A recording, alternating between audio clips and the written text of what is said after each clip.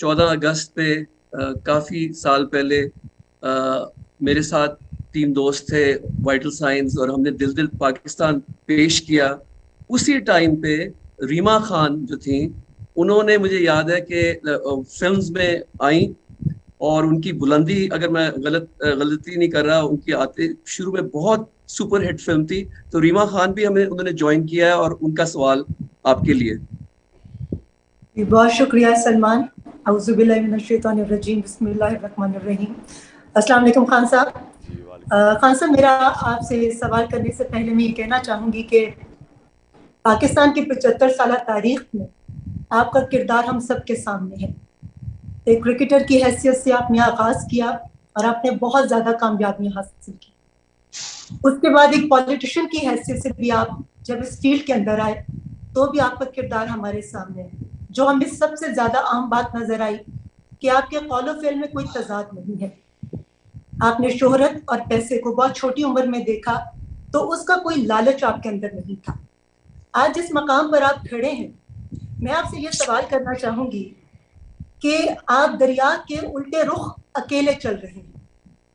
اتنی بڑی بڑی بیرونی طاقتوں کے سامنے آپ سیسا پلائی دیوار کی طرح کھڑے ہو گئے۔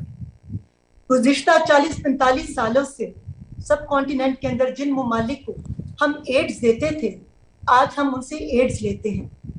ہم سٹونج ایرا کی طرف واپس چلے گئے ہیں۔ تو میں آپ سے یہ پوچھنا چاہوں گی کہ آپ بیرونی طاقتوں سے بے خوف ہو کر صرف خدا پر اپنے ایمان اور یقین کے ساتھ تن تنہا کیسے آنے والے وقتوں میں پاکستان کو ترقی کی منازل کی طرف لے کر جائیں گے؟ دیکھیں ریما، میں آپ کو ایک بات بتاؤں، ہمارے بدقسمتی سے میں نے اپنی ساری زندگی میں دیکھا ہے، کرکٹ میں میں نے دیکھا، پھر کرکٹ کے بعد بھی میں نے لوگوں کو دیکھا، کیونکہ مجھے اللہ نے وہ کرکٹ میں اس سٹیج پہ لے کے گیا جو بڑے کم کرکٹرز پہنچتے ہیں، اور ہمارے ملک میں تو شاید 1-2 ہی کھلاڑی وہاں پہنچے ہوں۔ تو وہ میں نے سارا سٹیج دیکھا، پھر مجھے عزت بھی ملی۔ پھر میں جب اس کے بعد نکلا تو تب بھی میں بڑے مختلف قسم، کیونکہ میں نے ایک دم بجائے کرکٹ میں رہنے کے میں نے ایک نئی زندگی، ہاسپٹل بنانا اور فنڈ ریزنگ، پھر اس کے بعد پالیٹکس تیسری میری زندگی تھی۔ تو میں ساری وقت لوگوں کو ملتا رہا مختلف قسم کے۔ دیکھیں میں آپ کو ایک بات بتاتا ہوں، اللہ نے انسان کو اشرف المخلوقات بنایا۔ ہم اللہ کی سب سے عظیم مخلوق ہیں۔ فرشتوں کو کہا کہ انسان کے سامنے جھکو، کیونکہ شیطان نے جب نہیں جھکا تو اللہ نے کہا تمہیں نہیں پتا میں نے اسے کتنی صلاحیت دی ہے۔ مولانا رومی اس کو ایک اور طرح کہتے ہیں کہ اللہ نے انسانوں کو کہتے ہیں جب تمہیں پر دیے تو تم کیوں چونٹیوں کی طرح رینگتے ہو۔ کہنے کا مقصد یہ ہے کہ ہم سب میں اللہ نے بہت صلاحیتیں دی ہیں۔ ہمارے میں مسئلہ کیا آ جاتا ہے کہ ہم زمینی خداؤں کو، ہم بت پرستی لگ جاتے ہیں راستے میں، ہم خوف کا بت پوجا کرنا شروع کر دیتے ہیں کہ مجھے کوئی ذلیل کر دے گا، میں فیل ہو جاؤں گا، مجھے کوئی مار دے گا، مجھے میری رزق، میری نوکری چلی جائے گی۔ یہ سارے جو یہ خوف کا بت ہے، یہ انسان کو روک دیتا ہے اپنی مقام پہ پہنچنے کے، اپنی خواب کے پیچھے۔ تو ہمارے نبی صلی اللہ علیہ وسلم جو ایک ہمیں اللہ کا حکم ہے کہ ان کی زندگی سے سیکھو، تو وہ بھی تو ایک، ہم نے ان کی زندگی سے کیا سیکھا؟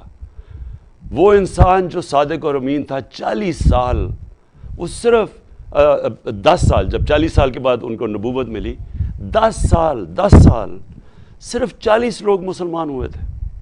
ہر قسم کی مشکل ان کو اٹھانی پڑی۔ تو اللہ نے ہمیں ان کی زندگی سے کیا سکھایا کہ انسان کے ہاتھ میں صرف انہوں نے نیت اور کوشش دی ہے۔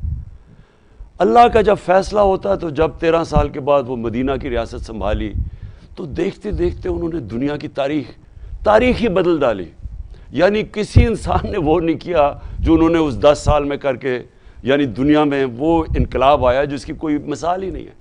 تو ہمیں جب وہ اللہ کہتا ہے ان کی راستے پہ چلو، تو ان کا راستہ مشکل راستہ ہے، لیکن جن لوگوں کے پاس یہ قوت ہوتی ہے اپنے خوف کو قابو پانے کے، اور اللہ میں ایمان رکھ کے، اور لا الہ الا اللہ میں ماننے کی، کوئی نہیں ہے خدا اللہ کے سوا، وہی لوگ بڑے کام کرتے ہیں۔